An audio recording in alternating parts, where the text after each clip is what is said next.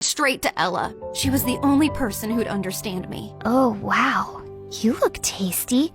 I don't know about tasty, but I am definitely tragic. Mom never let me have fries. Said they're too oily. Here, take a bite. It might cheer you up. You're weird. And you're stuck with me. And I put my head down, and we dozed off. The next morning, I woke up to a bunch of missed calls from Maya, but I ignored them. So she sent me a bouquet with my favorite ice cream scoops, flew drones past my window with "I'm sorry" banners. At one point, she actually climbed up to my window to talk to me, but I just drew the curtains and ran into the attic so she wouldn't find me. I was looking for some boxes to hide behind when I accidentally knocked one over and a diary fell out. It had my grandmother's name on it, with a photograph of her standing next to someone who looked exactly like her. And there was a note. Lumiere se dara kinsol veher dul ambrax? What? That's what it said, written in this bizarre language I've never seen before. Luckily, someone had scribbled a translation underneath. To break the curse, balance must be found. One light shall rise, one shadow bound.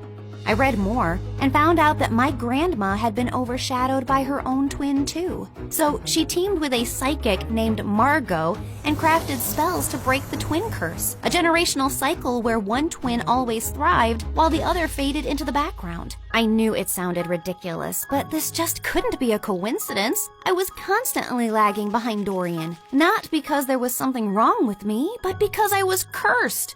The note also said that to unlock the curse, like and subscribe to this video and leave a comment. Gotcha, she didn't write that. But seriously, like and subscribe. Things are about to get weird. I had to find out more, so the next day I skipped school and tracked down the psychic Margot. It wasn't too difficult since Grandma had her address in the diary, and by afternoon I was already knocking at the door of a rundown apartment. I waited for some old witchy lady to open the door, but instead it was a girl not much older than me.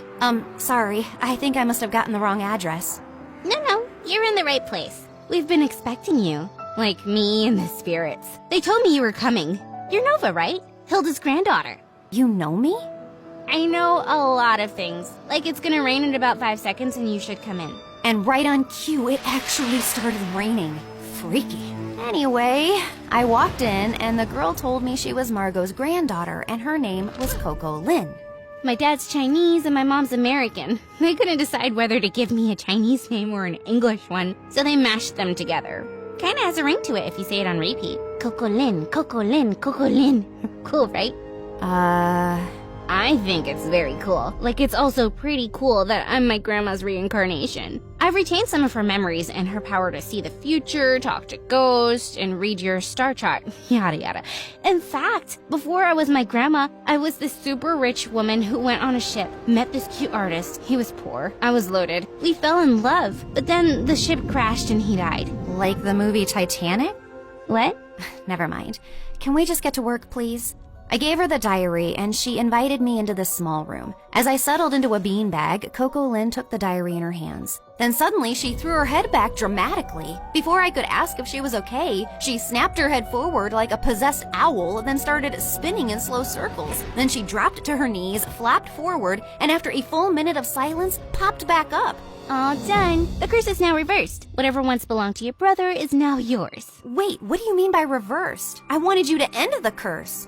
Yeah, well, unfortunately for that, you'd have to find the original witch who cast the curse on your family. And she's probably dead. So unless you have a shovel and a time machine, this is the best I could do. Now remember, every spell has its repercussions, so just be aware of potential side effects. What kind of side effects? Mild nausea, headaches, nosebleeds, and in rare cases, hallucinations. It depends. On what? On how badly cursed you are. Just kidding. I fixed the curse, remember? You'll be fine. Would you like some tea? But I just thanked her, paid her fee, and got out of there as fast as I could. The whole way home, I kept thinking if what I'd done was wrong. But was it really that bad if Dorian suffered a little? Also, Coco Lin was kind of a weirdo, so I wasn't too sure if her chaotic head Roomba fixed anything. But boy, was I wrong. I looked around and I froze. This wasn't my room. It was bigger, with velvet curtains, a chandelier, and a full-length mirror. I jumped out of my bed and pulled the curtains, only to see a massive, perfectly manicured garden with fountains and a freaking swan. Why am I in this place? How did I get here? I checked my phone. It showed the same date as yesterday. Okay, this is clearly a dream. Ow! Ow! I pinched myself hard, and seconds later, Mom burst into the room. Oh my god, Nova! Why did you scream like that? I thought some stalker tried to jump into your room again. Again? When was the first time it happened? Oh, my poor baby. You've been so traumatized lately, you've probably blocked out everything.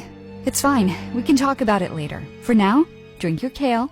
You're already late for gym, and Coach gets cranky when you're not warmed up before cheer practice. Mom, I don't do cheer practice. I barely passed PE. This isn't real.